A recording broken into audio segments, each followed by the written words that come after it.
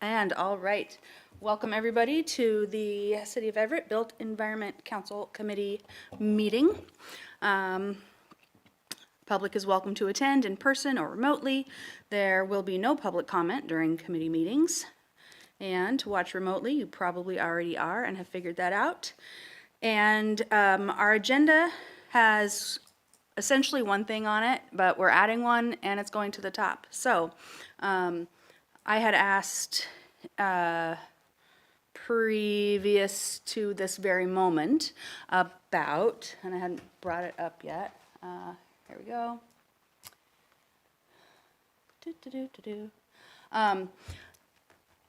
I had asked planning and procurement or whoever it is that has the answers to questions regarding land sale, land purchasing, real property type questions. And I don't know exactly how that goes with what is also on our agenda of the comprehensive plan update.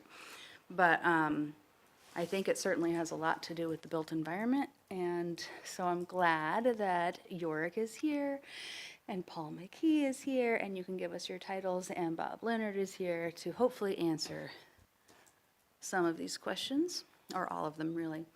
And I'm Councilmember Vogely, and we have Councilmember Zarlingo, and Councilmember Bader is in that awful traffic from the south. So he may or may not show up in time for this particular meeting.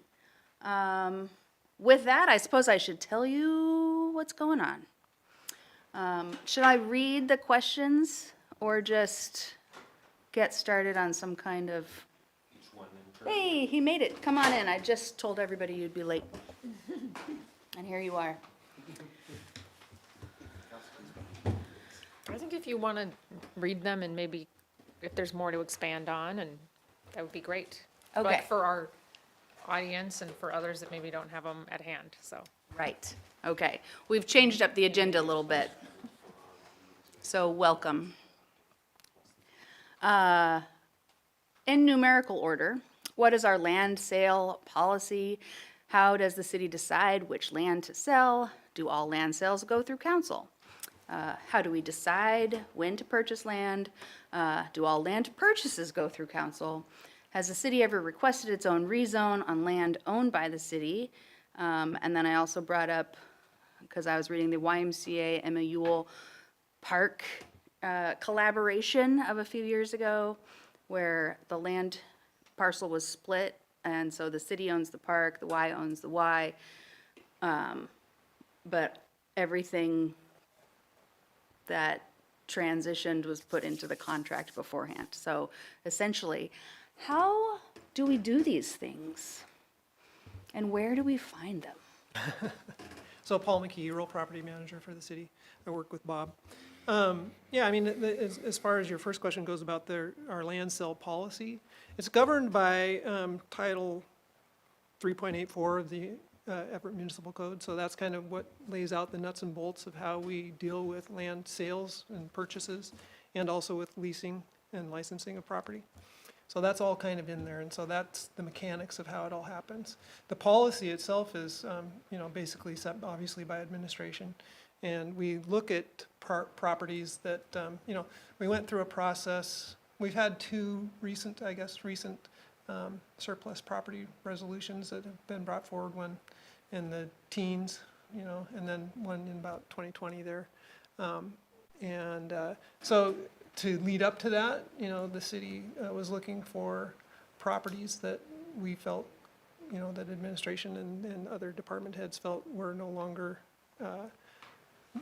met the needs of the city. And so we reviewed, and I wasn't a part of this at the time, but they reviewed, literally scores of properties, and brought them forward to a larger group to just discuss. And that resulted in a handful that were then further considered for surplus. And so we then basically bring a briefing together for the council to look at the properties that are being considered. And then after that, we bring a resolution forward to basically designate them as surplus. And then once they are officially kind of designated as surplus by the council, then we can move forward with the sale. And, generally, we have a broker that we have a contract with, so we'll just list them on the open market. And oftentimes, we've had, the market's been pretty good, and we've had competition for the purchase of these properties over the years. And so, yeah, that's kind of the basic process. I'll just add, Bob Leonard, Parks and Facilities Director, Property Management was within the facilities group, so.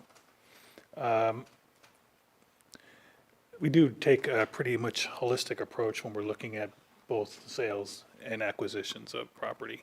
A lot of times, we'll have a piece of property that may not fit the need of the department that kind of has been the overarching manager of that property. But that doesn't mean that the city no longer has a need for it. So we definitely will check with the other city departments. Actually, recently, we've stood up a citywide group to talk about property issues that we've affectionately named the Propertunity Group, where we can all sit together and say, hey, we have this property issue or this property opportunity, or what are we doing with this property, and really get a chance for a lot of people within the city that might have something to say about that property weigh in on what we should do with that before we start making recommendations to administration and to council.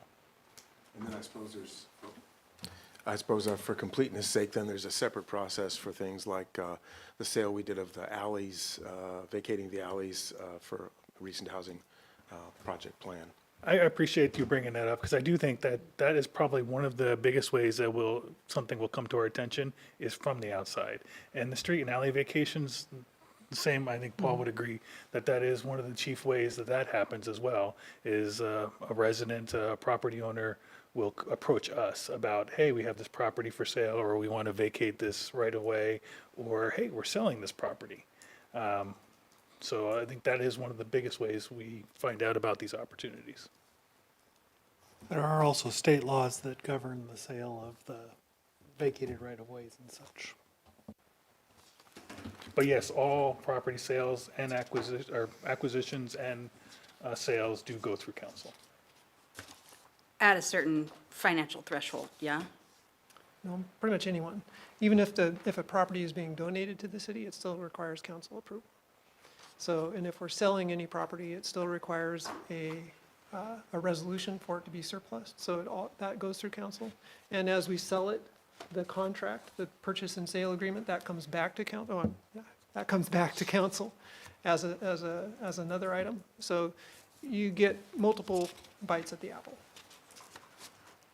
I remember, I think I wasn't on council yet, but I remember, and I said this previously at a different meeting, Mike Palacios. I'm just going to drop his name, even though I'm not sure if that's what it is.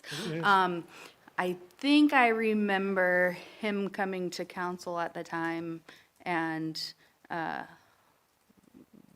telling the council at the time all of these different properties. And I think that's kind of what you just were talking about, and what the Propertunity Group, I love that, is sitting around figuring out. So I guess when y'all have a list, does it go somewhere? Or besides just the resolution to the council? I don't even know where all of the city properties are. There's one in particular that I know really well, and that I'm obviously going to be asking questions about. But, going through the standard procurement and the RCWs and the different ways in which to sell, how do we even know, what the possibilities are? How often does that happen? How often do we get recommendations for properties, real property sales? I think Paul could talk about it a little bit more, but as he was mentioning, I guess in my tenure, about 7 years, we've had about 2 rounds of going through and having council be introduced to surplusing properties. So, I mean, leading up to that, there's been a process kind of behind the scenes in terms of, that larger group looking over, reviewing properties that have been identified as possibly being, maybe these don't really fit with the city's needs anymore, and then everyone has a chance to chime in on that and to say, well, I see this as something that could be used, maybe it's not being used for a park right now, maybe it could be used for, or maybe it's a utility property that could be used for something else, so there's various things that, even though they may look like they're not maybe potentially something that the city is using right away, there's potential for it to be used in the future, and, oftentimes we want to just hang on to those, but if there's truly no need for the city to, and it's truly surplus to the city's needs, that's when we bring them forward in a resolution for surplus. I think we probably have brought one or two up at a time, but I do think that the trend is typically to bring them in a group. Yeah, we try to bring them in a group, so that's, like I said, we've had surplus round 1, and then surplus round 2, and both of those have been, 4 or 5 properties at a time. We do single item, surplus actions, and we'll do those in the future, but those are less likely, or less often. And those are just, kind of on an ad hoc basis as they come up, so if there is an opportunity that, maybe comes in as a request or an inquiry from the outside, then we'll take a look at those and bring it up into the larger group, say, hey, are these something that any of you have a need for anymore? And they'll opine on that, and then someone will make a decision. Basically, as a group, we make a decision. And, and then they would go forward just as a single item. Cool. Yes, please. Yeah, thanks, Chair. Obviously, no one has a perfect crystal ball in terms of whether or not we would, 100 years from now, we might go, oh my God, why did we get rid of that piece of property? But even if it's somewhat benign, owning property that we don't need is not risk-free, right? Whether it's malicious activity that could take place on it, or even, and I know it wasn't our property, but the bamboo issue that came up recently. Something that we have to maintain that property, and if we don't really foresee a need for it, it's putting additional risk and cost on the city, I assume, if we, to carry it, right? That's absolutely correct. But, a lot of times, speaking especially from a park perspective, there might be trees. We'll have to deal with tree damage or tree falling or risk or stuff like that. I think a lot of times when we're looking at selling properties, again, no crystal ball, but maybe we feel there might be a higher and better use of the property for a different purpose than what the city would be looking to provide. And that might be one of the reasons or justifications why we'd be looking to remove it from the city's roles. Question. I noticed looking at in various places, I've encountered little fragments that the city has at the edge of a lot near a street or something like that. And I don't know if there is any, I don't think that's a priority, but I'm wondering, is there any sort of a program to identify those little bits and dispose of them? Some of those might only be of interest to the adjacent property owner because they don't have any other function. I'm not sure if there's any process for that or not. Yeah, there are remnants around, obviously. Actually, one remnant was in, I believe, in round 2, and it was just a small little parcel that the abutting property owner had contacted the city and was interested in that parcel if he was going to acquire the adjacent parcel, or he had a contract on the adjacent parcel. And by the time we got around to getting it surplused and COVID happened and everything else, no longer interested. So, we have that little remnant still sitting there. I'm going to guess that's at 1/12 and 4th-ish. That's another one that's very similar, but that one has a different set of issues. I can go into with you if you want, but yeah, but that one has a different set of issues, yes. I just would love to just take a moment here just to say that besides Paul, we have, Paul's the property manager for the city. We do have an assistant property manager, but that is the property management team. Obviously, they work with the city and the rest of the staff, so they're not out there on an island by themselves. I don't want to make it seem like that, but Paul and Darcy do a tremendous amount of work with all of the stuff that has to do with property management, not just sales and acquisitions or right-of-way vacations, but even its right of entries and making sure that we can get all the property issues settled for all of these properties. They do quite a bit of work in the right-of-way, and so, yeah, I do think that these issues do come up. We do find these property issues that we didn't even really know about. City's been around for a long time, and people didn't always do things the way we do things now. So we find a lot of complications as we go through things, and I'm glad that we have the expertise that we do to be able to solve a lot of these issues. And I certainly recognize that in a lot of these cases, there's certainly there's some overhead involved and some process involved in that, and for these little fragments, there just isn't any particular economic benefit to really anybody until something like that comes up. So I don't have any heartburn about that. I think it would be nice if people knew that such a thing existed, so that if they encounter such things, they know to come to the city right away and resolve that, because that could be beneficial for everybody at a time when it actually makes sense. But I'm really not sure there's any way around that. I think the city's doing what it can.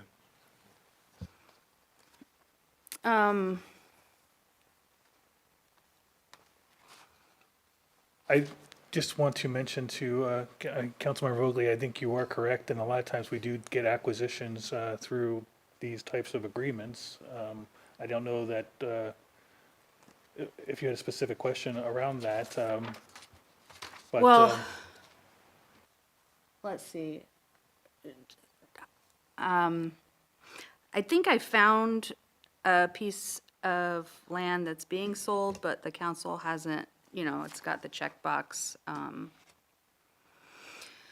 Everett City Council action has not yet occurred. This agreement terminates if the Everett City Council has not by the closing date approved this agreement, blah, blah, blah. And I don't think that this particular piece of land has come through council yet, and I don't think that's nefarious. It's just one of those things.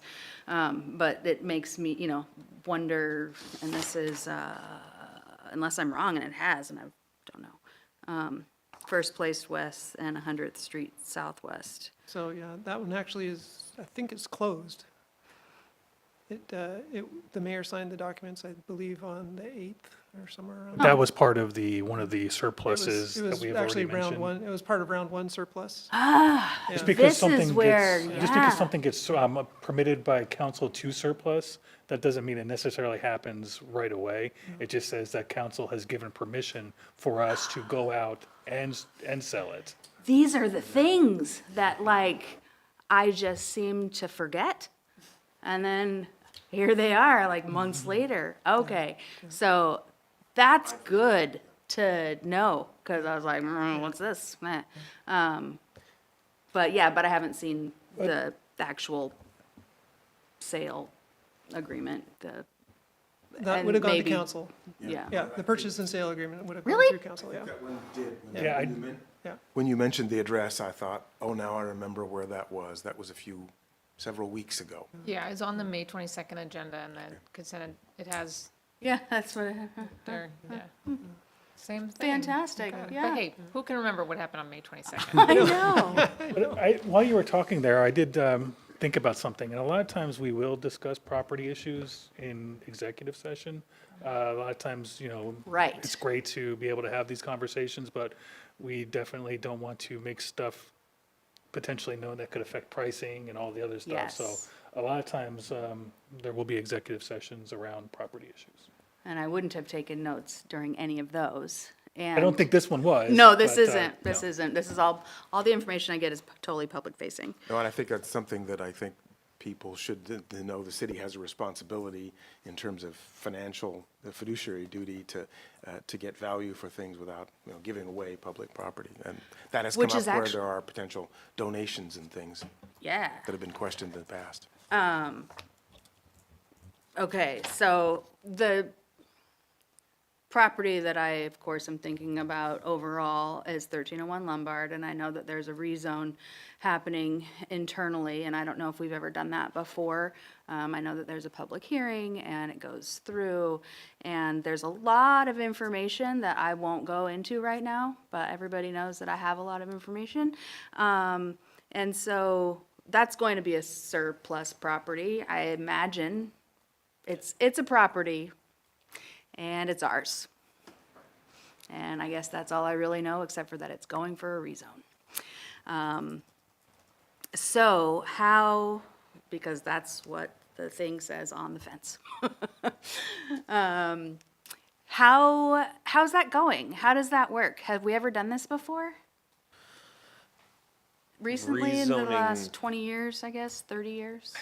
Must be, but I would need help coming up with some examples. I can think of things like, did we ever own Riverfront? Yeah. Yes. So that would be one. Didn't we do a rezone when we did the deal with the hotel? We did a massive RFP. Yeah. Yeah, and. Oh, the and- Marriott, And then conditioned it really heavily down to the look and feel of the whole thing, and the number of stories and everything. So writing a covenant is something that happens. Restrict the use or some aspect of the use of the property after it's been sold. Okay. It's hard to ask questions in roundabout ways. So I think we have done it, and I think we will continue. I think that's a normal course of business for local governments. You want to get value out of the property. You happen to own property and know a good use for it and the public benefit and all those sorts of things. Mentioned briefly, and we'll need to talk about it more formally, but the reservoir number 5 is one example that could be coming in the near future. I don't know if the Epic it has all of the zoning that we need, but if we're going to do public works stuff there, maybe there might be some changes to regulations necessary. And then vice versa, the Cedar Street site too, other places Right. that could be redeveloped. Sometimes rezones happen if there's park acquisitions. They weren't parkland before, maybe we want them to be zoned differently. And just for public benefit, some of the RCWs, transfer of property or contract for use for park and recreational purposes, that can, it looks like it can be a gift. And then that's disposal.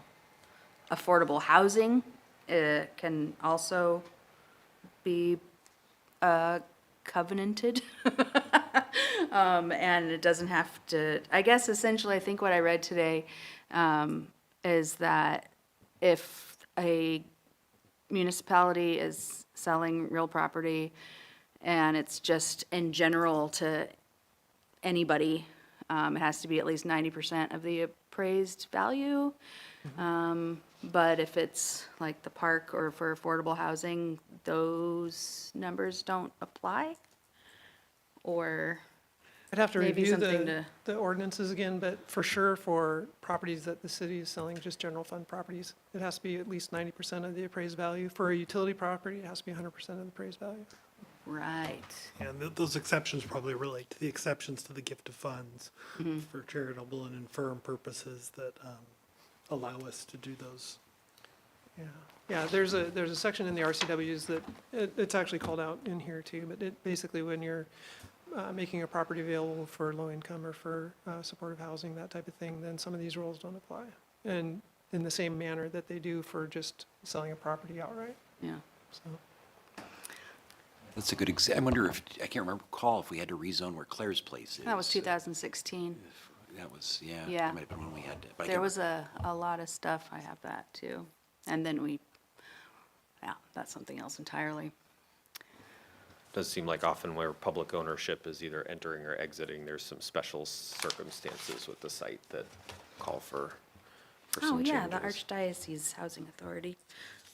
It's all right here. On the affordable housing bit, I wanted to, can draw a thread to the comp plan effort, and in the housing goals, policies, and actions, there is, in the latest draft, now changeable through the rest of the year, we have an action, and an action is a discrete piece of work that you know when you've started and when you've completed, to develop a land banking program to acquire and manage surplus and acquired properties, and to repurpose abandoned or foreclosed properties for affordable housing and community needs. I believe that is straight out of the Rethink Housing Action Plan, which is why we put that in. We reviewed all of the actions, and the appropriate ones are going into the comp plan as actions. We'll want to think about that. I don't think we've done a fresh review of it since Rethink Housing in 2020, 2021.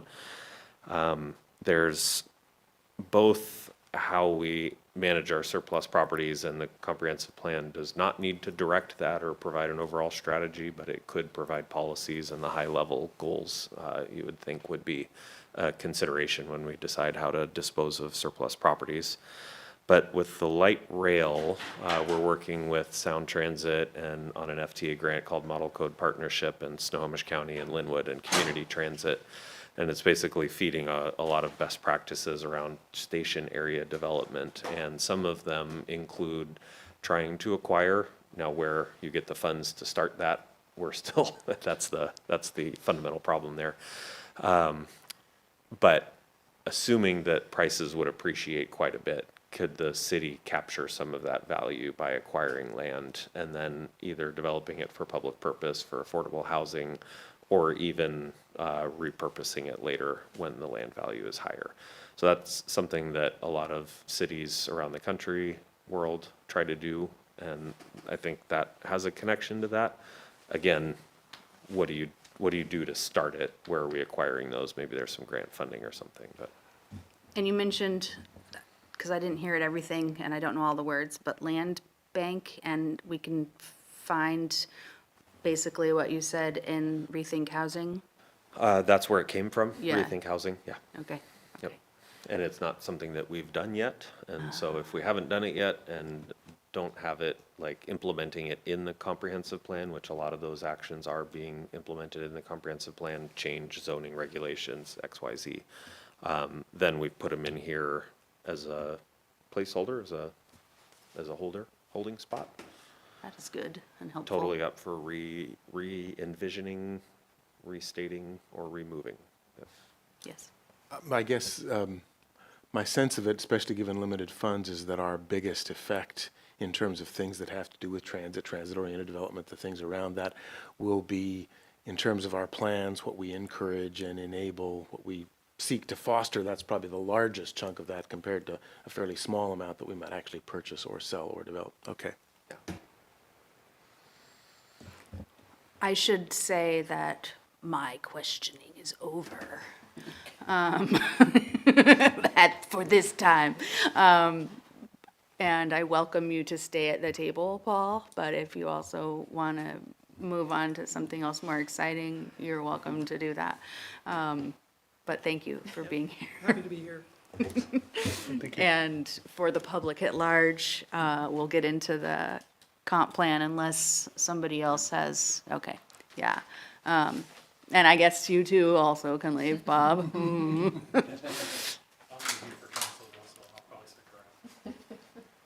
Thank you so much, I appreciate. And welcome being Alice Ann, Long Range Planning Manager and Welcome. Master of Timing.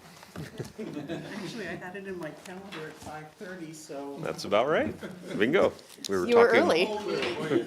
we were talking land sales so far. So our, there's so much that we can always talk about with this. A couple of ideas that we had was first to turn back to the July 31 council meeting. We gave a lightning speed briefing on a whole lot of information and I think handed out a couple of documents. So we wanted to give an opportunity in case there were any follow-up questions or areas that you'd like to talk about from that. And I do have available the outline of the plan, a draft planning commission schedule, and then the climate and the housing goals and policies for reference, if you would like. There's probably 4 left there. I have a set too, if anybody needs one. And then other than that, great. And then other than that, we've got a big map of the border between the city of Everett and Snohomish County, where we've aligned the colors on the map to show what, if Snohomish County used our color scheme, what it would look like, so you can see the comparison. It's a big old map that we'll have to unroll, but we could look at that, and I know there were some questions around that. So those were 2 topics that could easily take us through the next half hour. Yeah, especially with respect to the city and county things coming from a district which has got a strange boundary and the potential, that end, Highway 527 and wrapping around the lake and some strangeness in the roads. There's that in the historic area there, the boundary is just a lot of potential for unintended consequences or things that I'd like us to be aware of. Now, from my standpoint, I plan on looking at that in detail in the next few weeks, so I'll probably save most of my questions that way so that I can develop them better first and then come to you and your staff to get those answered. Great. Be happy to leave the map with you too. Yeah, Which can facilitate that piece. enroll in my office, thank you. So looking back to July 31st, we talked a lot about the process and schedule. So on the second page here, you've got what we're looking at. Well, the first bit is the outline, so you can see all of the elements that will be in the plan, as well as their scopes and vision statements for them. And then on this page, you've got the schedule for going through the Planning Commission for the rest of the year. It is rapid fire. These meetings are 2 weeks apart, which means as soon as you finish one meeting, we've got an agenda due a week later. So we're always struggling to catch up. We've got an agenda packet going out tomorrow or Friday for urban form elements, a whole new, as housing and climate change are now sort of in the rearview mirror, although as I want to stress over and over again, we welcome and encourage comments through the rest of the year on those. The housing, climate, and the table of contents are all up prominently on the Everett 2044 webpage, everettwa.gov/2044. Should be easy for anybody out there to comment. We're working with a couple of organizations who are taking a close look at it.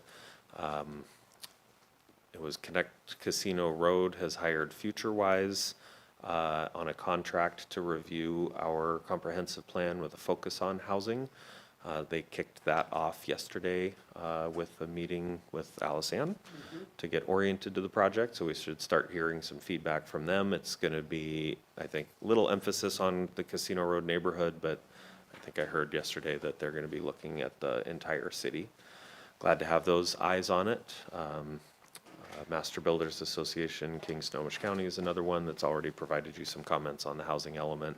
So we want to keep those coming because this is a team effort here, and there's no way we got it right the first time. So whether it's individual council members with individual, very narrow wording question or comment on one policy or a global thing, we would love to hear it.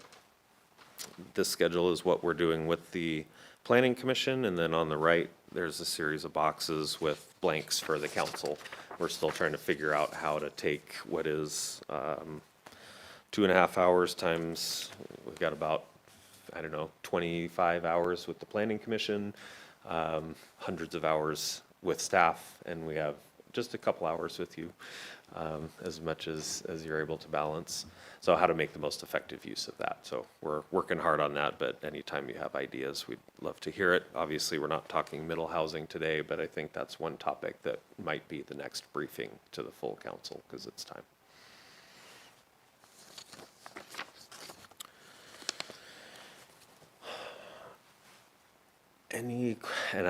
This was, So just, maybe just something for you to think about. Are you cool with having comprehensive plan on your committee agenda for like a few meetings in a row? I think York pointed out, there's plenty of content.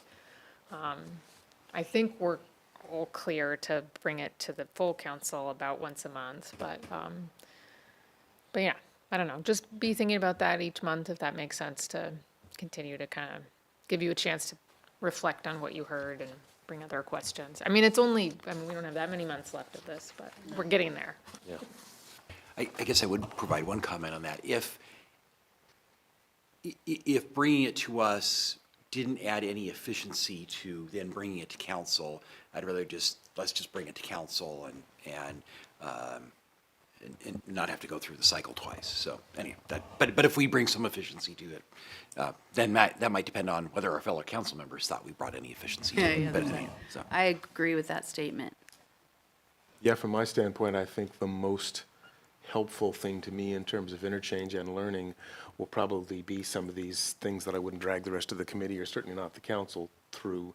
I mean, maybe I'll uncover an issue that would bring before the council, and a sense of what the planning commission is doing in this, because to some degree this is sequential and to some degree it's parallel. I mean, typically I think the stuff would go almost wholly to the planning commission and then to the council, but in this case it really is something of a parallel effort, and each will have different expertise. But I guess I would second Councilmember Pater's suggestion. If there's something we can do, happy to, but for me there's a kind of a bifurcation between stuff at the council and then stuff I'll do individually.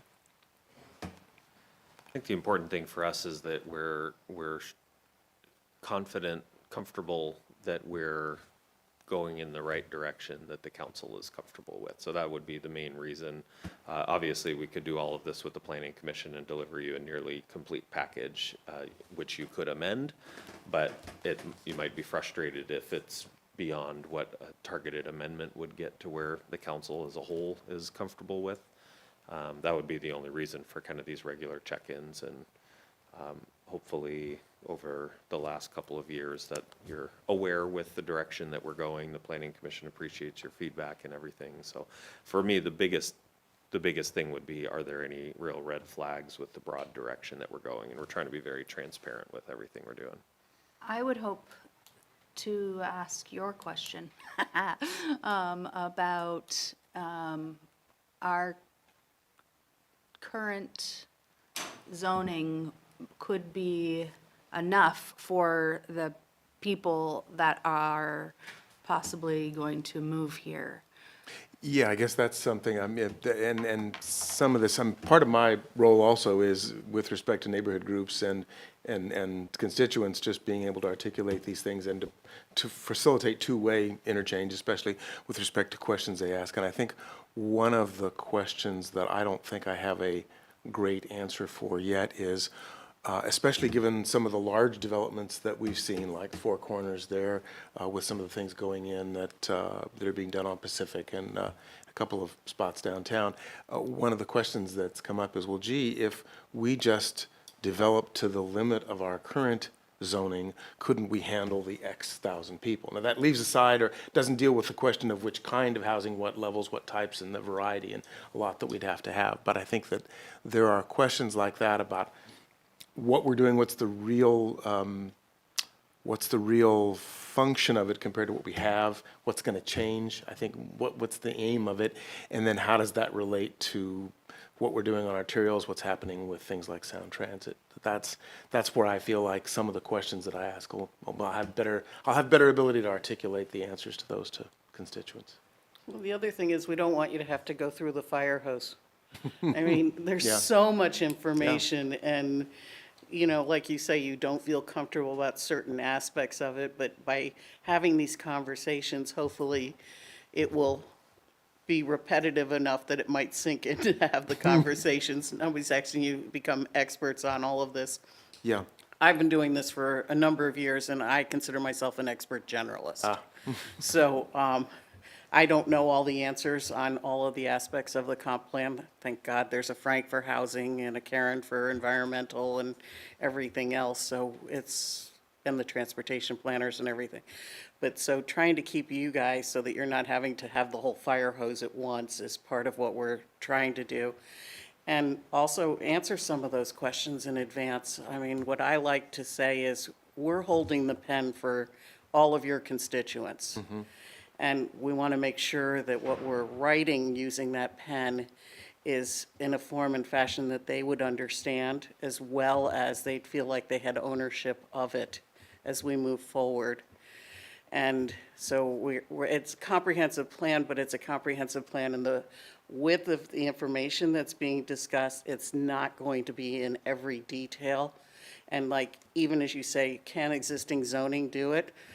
Yeah, it probably could, but is it what we want to do? Is that the way we want it to develop? Is there something that we want to do differently?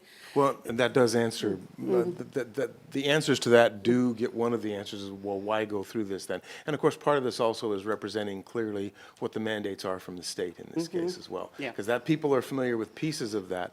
But yeah, well, if we are going to do something different, then why and what's going to be different? What's going to drive that? I think that would be one of the things that, that you and York have both talked about some in terms of what's pushing us. What is it that we're going to do differently and do better?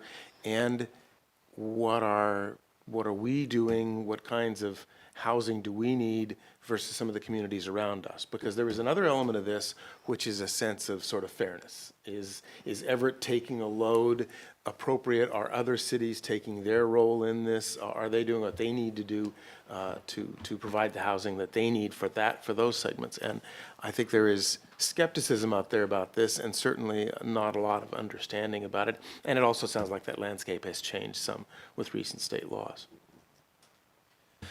So just a couple of things on the capacity bit. Buildable lands is a very defined way of measuring capacity, but it's established under state law. It's run by the county, and it's a methodology used by everybody. When it was last updated in 2021, it showed us with a small shortfall for our current target, which I think we've closed with the accessory dwelling unit ordinance of last year and the park district. Actually, between those two, that gets us out of what we were in an arrears situation of reasonable measures for the 2035 target. Now, of course, we get another 15, 19 years worth of growth, adds to that target, and we're short 20,000 for the 39,000 or something. So we only have capacity under that methodology for half of it. That methodology could be pushed, that tries to skew to the realistic. You could push it towards its a more extreme version if you could justify it. Every parcel will develop in this area or something, when it's more likely that only a certain number will. But there's a legal basis for that buildable lands that I think we would have a difficult time overcoming without making some changes to add capacity. Yeah, and I think that's kind of what we need to be able to articulate to our community members, is that the sort of background behind that there's a certain element of this that's likely to happen. And, you know, some of these things are in a way frustrating because they're possibilities, but they're going to happen at a slower pace than we need to develop that. So it's those kind of answers that I think I need to get more comfortable with, both to be able to articulate them, also to bring feedback back so that the community feels like, okay, now those concerns, you know, if they have any ideas, any flags that they want to have in terms of inconsistencies or things that are unfair somehow. Sure. So I appreciate that. So I'll try to type up some answers on that so you can have some time to review it. I have a couple more pieces to that question. Middle housing required will add capacity. How much capacity, tough to tell. It's such a vast area, it really depends on the assumptions. But either way, we have to do middle housing per state law.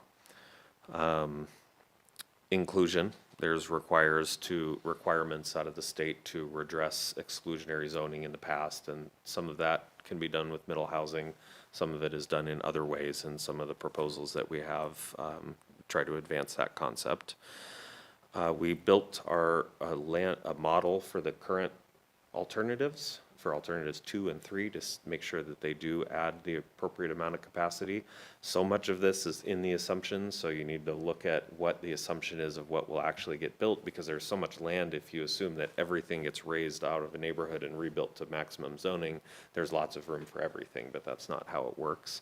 With the assumptions that we had, and we did a lot of work as staff to try to get them realistic and everything, alternative 3 had just enough. Alternative 2 had quite a bit more than we needed. And the reason for that is mid-rise zoning in the corridor frames is such a large area, and mid-rise is so big, tall, that it provided too much capacity. One of the reasons that alternative 3 seemed like a better starting point than alternative 2. Again, all on the assumptions, because that's how the housing market works, I think. But all of those assumptions could be quibbled with. We want, yes. I had one question before it escapes me, because I've been asked this some. one of the difficulties, Everett has more rental housing proportionally than most other cities in the county. And one of the questions I've been asked is, are we doing what we can to support ownership opportunities as much as we can? Those foster investment in the community and a balance that I think we'd like more of if we can, and certainly our community members want more of. So I guess that, and I'm not asking you to answer that question here now. I think that's partly our responsibility as well, but I guess that's something I'll keep an eye on. Are we doing what we can? I know there are some limits there, especially in terms of condominium development, but I think we are, and you'll see a couple of policies related, actually on the first page of the housing section, you see a couple of policies. I think for the big buildings, it's gonna take that condo liability that's out of our control, I would say. But I think there's a lot that we can do around the medium-sized buildings, the middle housing, to help facilitate that being ownership. We need to work with our subdivision laws, our subdivision codes, and that's something that we are working on.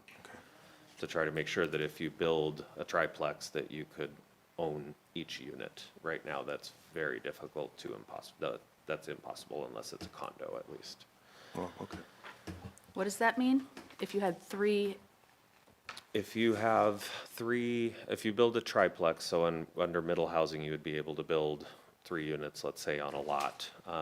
If it doesn't meet the minimum lot size for a subdivision, you could not sell each one of those as an owned lot with a building on it, oh, even though it's not in a structure with, But you'd have to condominiumize you would have to that, do a essentially. condominium, which is a problem for FHA and VA loans, and otherwise generally not preferred and more complicated.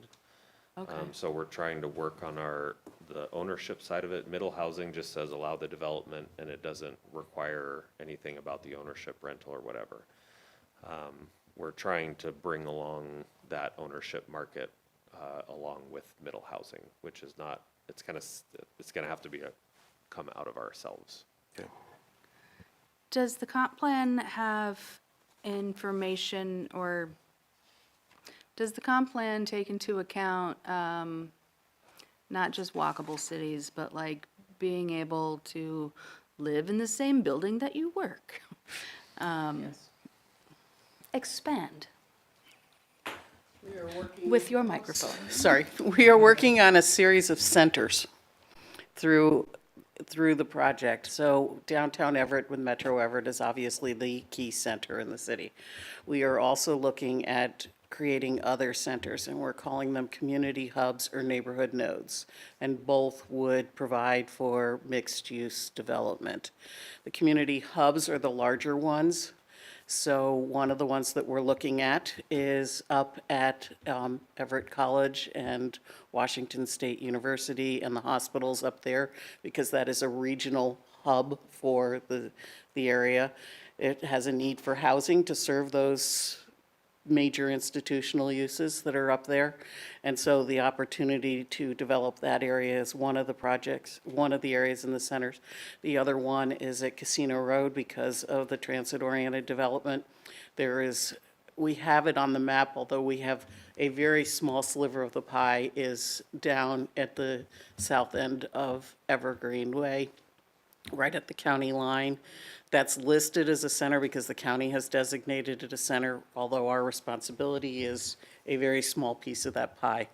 But that is one, too. Almost all of the BRT stops along Evergreen Way are being referred to as neighborhood nodes, just so that we can keep them a little bit smaller scale and not try and spread the development opportunities too far and wide through the city, but making sure that those have the opportunities for development. And they could become later on, but at this point. And we've grappled with the mall area and determining whether that should or shouldn't be. And at this point in time, because it's not on BRT and it's not slated to have a light rail stop, we're saying no at this point. It doesn't mean that it can't be a mixed-use center. I mean, I don't know a mall in this country that isn't going towards a mixed-use system. Ironically, when I looked up the ownership of that mall, they either own malls or they own major apartment complexes. They have no mixed use. So that's what we're dealing with at the moment. I Thank you. spoke with the manager there. They are aware of that alternative. I didn't ask him and didn't think to ask him, was that something they were planning? So Allison rattled all of that off because that's been the whole day today working, and you'll see that come out in the urban forum element. So that will be on next week's planning commission, and then a couple weeks after that, and we'll bring that to the council as well. Centers, nodes, all of those great places to live, work, play, all in the same place. So I would say yes, that sort of transportation efficient and life efficient setup is definitely part of the plan. Is that a neighborhood zone? Like if, It could be. It could be. what zoning is that in our current Our land current use? would be like the mixed urban zone, which allows it all. Now, it doesn't guarantee that you get it all, Yeah. Because But it somebody allows has for to it all. build it. right.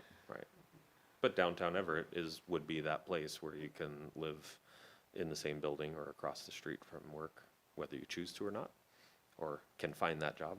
Right. And the last couple of pieces on kind of the capacity is exactly what Allison said about what we want to do. So even if they're absent a state requirement, I think there's a lot of benefits to some of the alternatives that we've been putting together. Affordability, even if you could conceivably fit the capacity for that target, if it's not really in the right place and it's not really feasible to build and you don't get the development, then you wouldn't get that affordability benefit, the economic activity that comes with the construction, which especially in a budget-minded period, especially upfront, there's quite a bit of upside to the city finances from housing. So I think there's a lot of reasons to want to provide some of that flexibility in the development capacity. But I will take a run at writing some of that up. I think that needs to go into the comp plan anyways in some place. And Yeah, I think it's useful in terms of explaining this to our community members that the comp plan is so comprehensive, all these different elements, number one. And then another thing that I think goes right past that most of us don't think of is what you've mentioned here. Not all this that can happen will happen. And actually, in some cases, the distance is huge, and that's a problem for us. I want to pick up on that. I think that, the other existential question I think that we hear from our constituents is, Everett's been at the forefront, at least in Snohomish County, in accommodating growth, and yet we're probably growing almost as slow as any city in Snohomish County. So kind of the what does it matter type of question, I think, is one I encounter on that. And how we respond to that, I think, is important. I think in some instances, we've provided the zoning capacity, but either not in the right place or with the types of restrictions that make it infeasible. I'll mention Broadway North. You have mixed urban zoning with 4 to 6 floor heights, I believe. But because it's across the alley from single-family residential and the single-family height limit extends 50 feet outwards from where that zone ends, really that whole strip on Broadway is limited to 28 feet for half of its lot at least. So it looks like there's a lot of capacity there, but it can be difficult to put together a project that pencils. You could do it close up to and then put parking behind or things like that. So I think that is some of it. There is a paradox between construction costs and rents and purchase prices that everybody is trying to figure out. You see a lot of development in really high cost, high income places because that's just where the costs are. It's taking incentives or some sort of funding.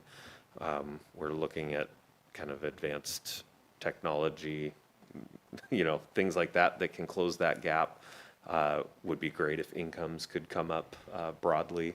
We'll work on the economic development aspect of that. And then, so there's just a difficulty there. I think a lot of these other jurisdictions are struggling with a similar thing. I think some of them are running out of space in terms of competitiveness in the housing market, and so you would see some interest. I've heard a ton of interest in the couple of years that I've been here in the last since the accessory dwelling unit ordinance, I think really got a lot of folks who had not been working in Everett interested in Everett again, and then the middle housing thing is another step of that. So I think that could really change things, and that's fairly unique to Everett. And then all the work that we do every day to make Everett a wonderful place. And then I want to bring up too, project-based vouchers, and that's not necessarily, let's see. So recently, I learned in AHA that there are no more possibilities for project-based voucher capital buildings. So I'm not sure entirely how it fits in, but it could be that you get Section 8, and some of those Section 8 vouchers go with the people. But if there needs to be a building built, and there's 70 project-based vouchers, Section 8 vouchers, then the unit gets the voucher. And so that helps with the capital and building it and the rent. So the person doesn't have to have the voucher. But it's hard to explain, and especially when I don't know how to explain it very well. But that is going to really impede low-income, 30% AMI, future actual building of buildings. We just toured a building in Shoreline, and they had no project-based vouchers. Yeah. That's exactly, And they had to go out and find the individuals within like 90 days, and they were Yeah. all had to be unhoused or veterans and this was permanent supportive housing. And the project had flipped from a King County Housing Authority to a Catholic Social Services one, and they had to go find the people because they had no project-based housing. And it's an issue across the field. It's a political issue at the federal level and needs to be addressed. And we can all agree on that. yeah. And then there's a finite amount, and that amount has been not capped, but Well, it's not keeping it. up with demand is what the issue is. It's not, because we are in a high rent area, and rents are what are pushing people to need vouchers. To get on the list to be a Section 8 voucher person, you can wait years, and, couch surfing or living in a camp or whatever, or in an RV are not optimal at all. And it's trying to meet the demand that we're facing in a very high housing market area, and it's not keeping up at all, unfortunately. I'm glad you are aware. And probably can explain it better than I can. It was pretty good. Okay, it's like we have 2 minutes. Hold on, I haven't struck the gavel yet. I just want to remind everybody that the comprehensive plan is more than just about housing, as we can see by all of these wonderful pieces of paper like climate change and resiliency and transportation and healthy community. So I know that I get fixated a bit on the housing element.